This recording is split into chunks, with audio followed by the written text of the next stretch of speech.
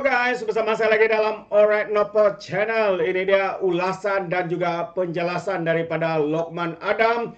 Ya, apabila habisnya PRN di dalam 6 buah negeri ini memang ada mengejutkan, tetapi ada kebenarannya sahabat-sahabat semua, dan juga kita lihat fakta juga berbicara. Ya, kalau hari ini pihak pembangkang mengatakan mereka hebat karena mereka boleh menguasai undi popular. Tapi sebenarnya sahabat semua, yang masih mendapat undi popular itu bukanlah pihak pembangkang daripada Perikatan Nasional, melainkan adalah dalam Kerajaan Perpaduan. Faktanya 40% ya jumlah undi popular daripada pihak pembangkang, dan 50 lebih persen adalah daripada Kerajaan Perpaduan. Jadi kita boleh nampak rakyat masih lagi memilih Kerajaan Perpaduan hari ini. Cuma apa yang diperlukan, mungkin kerajaan ini memerlukan sedikit masa lagi supaya penerimaan rakyat itu akan lebih baik ya berbanding dalam masa 8 bulan ini. Jadi terbaik sahabat semua untuk kita mendengar apakah yang dikatakan oleh Lokman Adam dalam ulasannya ini. Jadi tanpa buang masa, mari kita dengar bersama sahabat-sahabat semua. Ambil pendirian yang sangat tegas menggugurkan Ramasamy sebagai calon pilihan raya. Kita lihat Tony Puah pun sama juga, menerima nasib yang sama bila mulut dia celupang. Dia digugurkan daripada calon pilihan raya. Malah bila kita lihat seorang pemuda dalam satu majlis, pemuda DAP, bila video tu viral, YB Anthony Loke cepat mengambil keputusan untuk menggantung keahlian lelaki tersebut. Maknanya DAP serius, DAP serius dalam soal menjaga keharmonian di antara semua 19 parti politik yang ada di dalam Kerajaan Perpaduan. Di peringkat UMNO pun kita pun begitu juga. Itu sebab kita tengok ada di antara pemimpin-pemimpin UMNO yang telah digantung, ada pemimpin UMNO yang telah dipecat, kan? Mereka yang terang-terang menjadi pengkhianat dan juga menjadi jurucakap kepada menjadi jurucakap kepada Perikatan Nasional. Rata-rata mereka sudah pun diambil tindakan.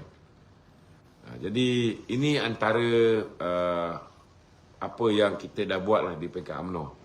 Namun ada juga kita tahu di antara pimpinan-pimpinan kita ni pun kadang-kadang mulut diorang ni boleh tahan juga. Diorang ni kadang-kadang selalu jam degan dan kadang-kadang mengeluarkan kenyataan yang berlebihan, mengeluarkan kenyataan yang unnecessary. Jadi kalau dia keluarkan kenyataan yang unnecessary, contohnya macam saya akan bantu UMNO tapi saya tak akan bantu DAP. So sebenarnya dia boleh je dia keluar kenyataan saya akan bantu UMNO, tapi tak payahlah sebut saya tak akan bantu DAP, betul tak? So kenyataan-kenyataan macam ni sebenarnya tidak membantu untuk menyuburkan kerjasama yang baru berusia 8 bulan ni, kan? So orang-orang macam ni parti memberi nasihat. Saya nak bagi jaminan bahawa memang kawan-kawan dalam UMNO sendiri ada di antara mereka ni yang telah dinasihati oleh Presiden dan sebagainya lah. Maknanya kita tak membiarkan mereka ni mengeluarkan kenyataan sesuka hati mereka lah. Tapi kadang-kadang di antara mereka ni ada juga yang mempunyai agenda-agenda peribadi. Ada juga yang dibiayai oleh pihak-pihak tertentu. Dia ada macam-macam pihak ni. Tuan-tuan kena faham lah. Ada juga pihak-pihak yang apa ni. Ini betul kan ni?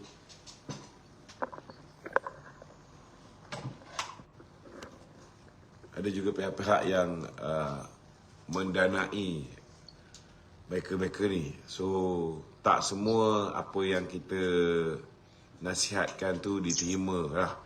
Tetapi kalau mereka dah sampai ke level melanggar disiplin parti, kita akan buat laporan disiplin. Kita akan buat laporan disiplin dan percayalah kita akan ambil tindakan disiplin terhadap mereka. Okey. Datuk, boleh saya tanya sikit, Datuk? Terima kasih Datuk. Datuk. Ya. Selamat malam. Selamat malam. Terima kasih host. Okey, Datuk. Sebenarnya saya lihat PRN ini sebagai satu kemenangan kepada UMNO. Sebab jika kita perhatikan dengan teliti, jumlah undi popular kita lebih 17,000 lebih PHPN daripada Perikatan Nasional.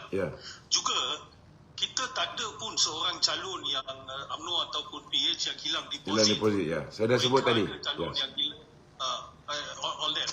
And apa yang saya nak katakan ialah dua benda. Yang pertama, kita kena terapkan formula Negeri Sembilan yang berjaya diterima oleh dua-dua pihak, iaitu penyokong PH dan juga penyokong BN kepada negeri-negeri lain. Itu yang pertama. Tetapi yang kedua, Datuk, dan ini paling penting, saya nak minta pandangan Datuk. Menjelang PRU 16 dan dalam 4 tahun ini, cukuplah kita cuba nak manja-manjakan pihak-pihak di sebelah kanan politik ini. Dengan pelbagai inisiatif dan keikhlasan, namun mereka mentertawakan kita di peti undi. Saya rasa dah tiba ni masa ni bagi negeri-negeri yang dipegang oleh UMNO, PH dan the middle ground, especially penyokong-penyokong middle ground ni, yang merupakan asas dan base kepada penyokong PH dan BN ni, ini kita jaga. Termasuk kawan-kawan kita di Borneo. Itu fixed deposit kita. You see? Because kalau kita, saya takut kalau kita terlampau kanan, kita mungkin akan hilang kita punya base yang kat tengah ini. Betul. You see? So apa pandangan Datuk dalam hal ini? Saya rasa bila UMNO buat keputusan untuk bersama dengan rakan-rakan PH, kita buat keputusan itu setelah kita menyedari bahawa kita dah mengambil sikap untuk mengamalkan dasar far right ataupun terlalu kanan ini begitu lama, dan akhirnya kita berhadapan dengan masalah. Kita hanya boleh bertanding di kursi yang mempunyai jumlah orang Melayu yang ramai. Dan hari ini akibat daripada apa yang dilakukan oleh Tun Dr. Mahathir dengan mewujudkan banyak parti-parti politik dan sebagainya, hari ini undi Melayu ni dah berpecah 3 dah. Dia sebenarnya pecah 7, tapi saya kira lebih baik kita pecahkan 3 je, iaitu Perikatan Nasional, begitu juga dengan Pakatan Harapan dan UMNO. Ini sebelum kita bergabung pada pilihan raya umum selepas pilihan raya umum ke-15. So, parti orang Melayu yang boleh mendapat sokongan bukan Melayu mempunyai potensi yang cerah untuk bak kata orang itu mentadbir negara ni. Saya nampak sekarang ni kita kena terima hakikat bahawa kalau kita main politik perkauman macam yang dimainkan oleh Muhyiddin, yang dimainkan oleh Haji Hadi, mungkin untuk dapat sokongan orang Melayu, boleh. Tetapi kita kena ingat rakyat Malaysia ni berbilang kaum. Kita tak boleh berterusan macam tu. Kalau kita tengok UMNO pun selama hari ni, yang kita boleh takbir negara ni dengan harmoni 61 tahun sebelum kejatuhan kita pada tahun 2018 pun, ialah walaupun kita sebuah parti politik orang Melayu, tetapi dalam masa yang sama kita masih menjaga kepentingan masyarakat bukan Melayu sama. Jadi bagi saya hari ini, walaupun kita jaga kepentingan masyarakat bukan Melayu, namun sokongan terhadap Pakatan Harapan di kalangan bukan Melayu terlalu jauh berbanding dengan sokongan yang UMNO dapat dan BN dapat. Jadi saya nampak kerjasama baru dengan Pakatan Harapan ni ialah win-win situation. UMNO, parti Melayu yang mempunyai keahlian orang Melayu paling ramai, malah parti yang terbesar dalam negara ni, dicampur dengan Pakatan Harapan yang mendapat lebih kurang 98% sokongan masyarakat bukan Melayu, khususnya masyarakat Cina. Dua ni kalau digabungkan, lepas ni UMNO tak perlu takut nak bertanding kat mana-mana kawasan ada ramai pengundi bukan Melayu. Dan Pakatan Harapan tak perlu takut nak bertanding di mana-mana kawasan yang ada ramai pengundi Melayu. So, apa yang penting hari ni, kita kena bawa kawan-kawan di AP, kawan-kawan Amanah, kawan-kawan PKR ini turun bersama. Bukan hanya pimpinan di peringkat pusat ni kena turun ke bawah buat program bersama. Tetapi program peringkat negeri kena bersama, program peringkat cabang ataupun bahagian ataupun parlimen kena bersama, program peringkat DUN kena bersama. Di mana saja program kita buat, kita kena libatkan semua orang. Kalau kita duk simpan bini baru kita ni kat rumah je, macam mana kita nak expect mak kita untuk menerima bini baru kita ni? Ini analogi dia lah. Buat macam Barisan Nasional buat dulu. Ya. Sebab sekarang ini ramai di negeri-negeri PAS, mereka tak tahu, mereka ingat segala kebaikan yang turun kat negeri itu, walaupun datang daripada kerajaan pusat, mereka ingat itu adalah hasil sumbangan kerajaan negeri. Sebab itu yang dispin. So buat macam dulu tau Dato', masa kita buat projek Barisan Nasional, mereka letak billboard, ini projek Barisan Nasional. They used to, ingat tak waktu Najib all that before? Saya faham.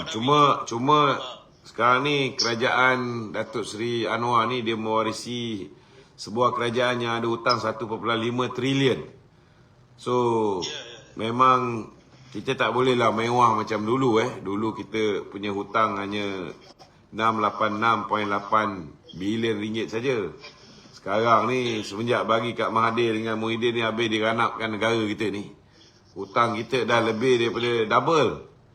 So benda-benda yang menelan belanja yang besar macam billboard tadi tu semua dah tak berapa boleh kita buat lah. Tapi saya setuju dengan pandangan saudara. Kita kena beritahu yang mana projek persekutuan, yang mana projek kerajaan negeri. Cuma saya harap kerajaan Datuk Seri Anwar ini lepas ni akan lantik jawatan kuasa pembangunan persekutuan di negeri-negeri yang ditadbir oleh pembangkang ni, supaya apa saja JPPP, apa saja bantuan yang kita nak salurkan ke negeri itu, kita salurkan melalui JPP. Sebabnya baru-baru ni bila saya pergi ke Kelantan, kawan-kawan UMNO beritahu duit yang PMX bagi untuk banjir Kelantan ni, untuk repair rumah dan sebagainya ni, PAS bagi kat puak-puak PAS je.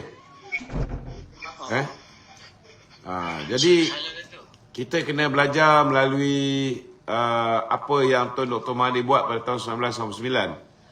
Bila Tun Dr. Mahathir mendapati duit yang royalti minyak diberikan kepada Terengganu, Haji Hadi tak boleh nak detailkan ke mana dia belanjakan duit itu. Akhirnya Tun Mahathir menghentikan royalti kepada Terengganu dan ditukar kepada wang ihsan, dan dia bagi hanya kepada JPP untuk Jawatan Kuasa Pembangunan Persekutuan untuk menguruskan dana-dana yang disalurkan kepada negeri. Saya rasa that is more appropriate. Datuk, saya ada beberapa pandangan, boleh? Sebab saya dari Kelantan. Okey. Boleh saya share? Boleh. Okey, bismillahirrahmanirrahim. Assalamualaikum. Seperti sedia maklum, Kelantan agak terkejut Datuk, hampir sama bersih Datuk, seperti Terengganu. Tapi alhamdulillah dengan ketokohan Wan Syahbudin, kita dah jangka dah, sebab orang Kelantan suka mandi dengan teh ais. tak, saya tu macam ni tu. Agak terkejut di kampung Datuk. Saya menghudi di kampung Lima Kasturi. Ya. Rupa-rupanya isu air, isu peluang pekerjaan, isu jalan raya, mereka tak hirau Datuk. Tak hirau. Tahu tak apa isu yang mereka selimai? DAP Islam akan ambil tanah Melayu, tanah Rizab. DAP akan menggugat perlembagaan. DAP akan mencalar Islam, agama Islam, dan DAP akan ambil alih tanah Melayu.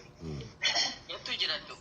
Ya, betul. Itu sahaja dijual. Itu sebabnya kita kena Melayu kat sana. kita kena beritahu dengan dia orang yang meletak Islam sebagai agama persekutuan, yang meletakkan hak istimewa Melayu dalam perlembagaan, meletakkan kedudukan bahasa Melayu, bahasa kebangsaan, meletakkan kedudukan Raja-Raja Melayu dalam perlembagaan.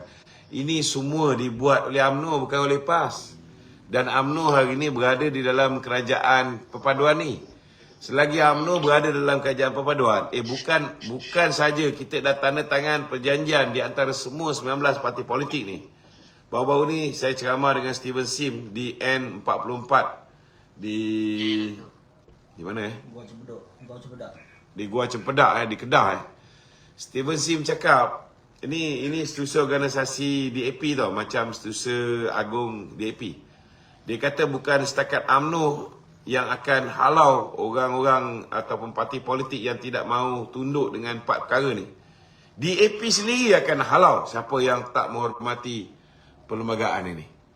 Ini apa yang Steven Sim cakap. Cuma sekarang ni kita kena jumpa sesuatu Ya. teknologi Datuk. Bini baru ni kepada Ya. mak kita. Faham mak kita ni dia Betul. tak tengok itu.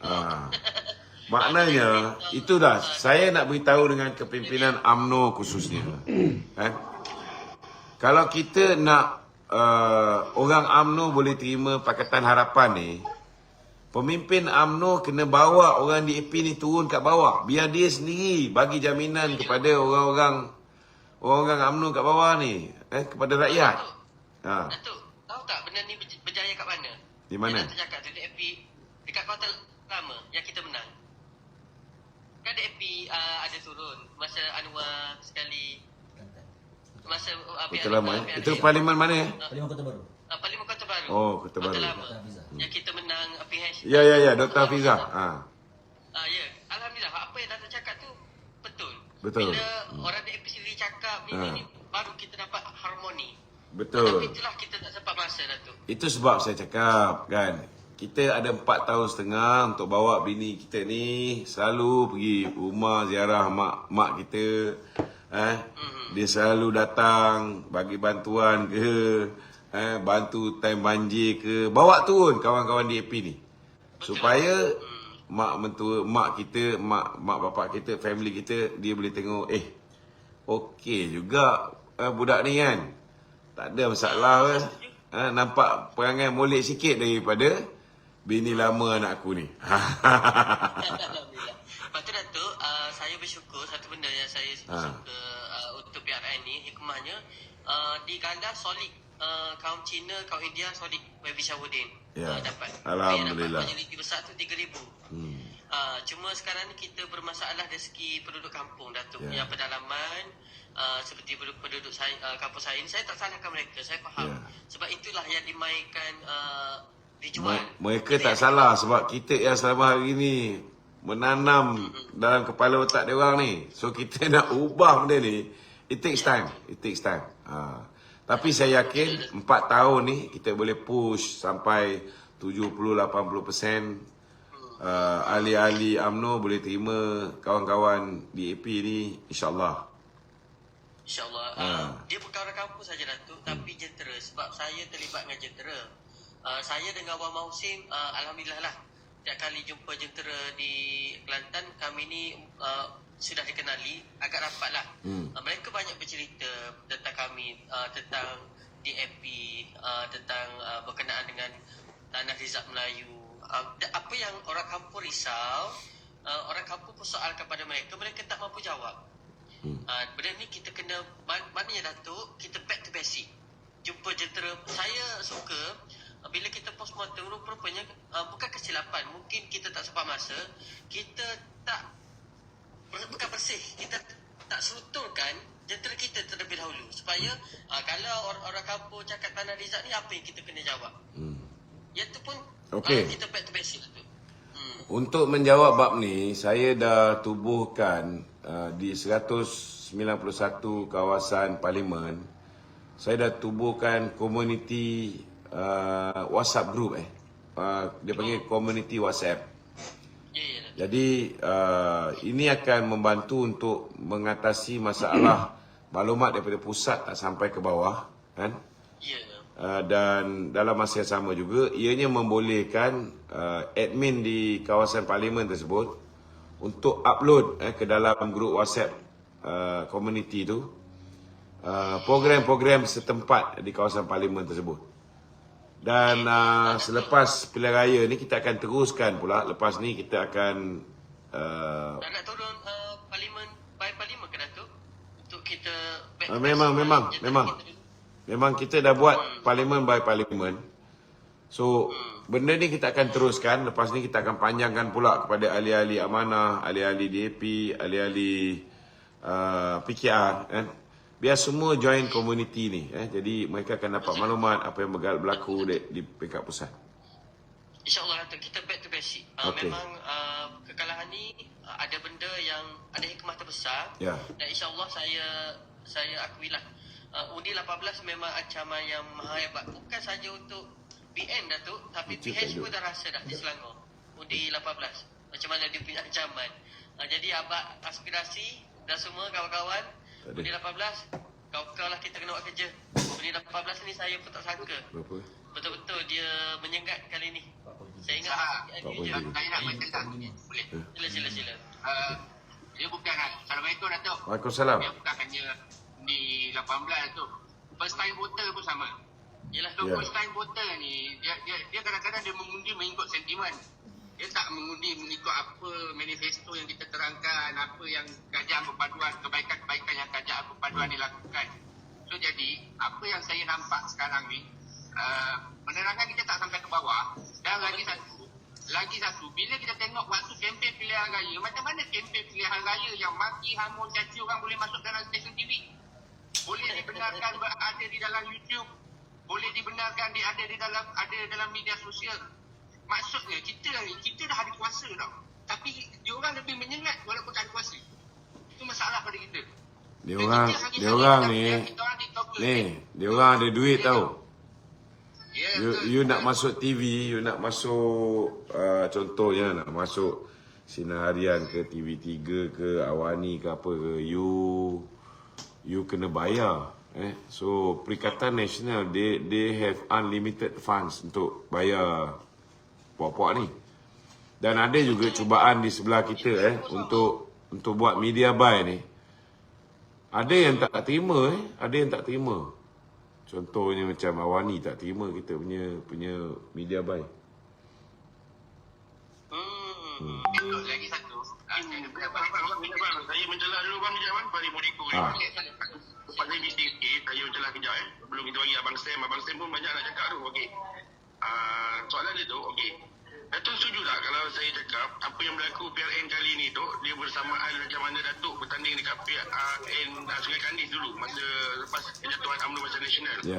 Masih lagi baru untuk kerjasama betul. ini kita dalam perpaduan untuk penyatuan. Contoh macam di tempat saya N01 tempat Datuk Rizam ni, satu skala yang kecil tu, pengundi pun lebih kurang 20,000. Jadi itu mungkin advantage untuk Datuk Rizam dapat berbincang dengan parti-parti lain daripada PH untuk bekerjasama untuk sama-sama memenangkan calon yang bertanding atas tiket perpaduan. Ya, yang sama yang saya nampak kalau di Sungai Kandis tu, dulu saya kalah 12,800 sebelum saya masuk tu kawasan tu kalah 12,800. Masa saya bertanding di Sungai Kandis saya kalah 5,000. Dan maknanya 5,000 dia dah kurang kan. Tapi ada 10,000 pengundi putih tak keluar mengundi. Kalau saya dapat lagi 3,000, kita dah menang lah masa tu. Tapi yalah, masa tu terlalu awal dan saya tengok mood rakyat ni kadang-kadang bila pilihan raya kecil ni, dia orang tak minat nak turun. Dia orang tak minat nak turun. Lepas tu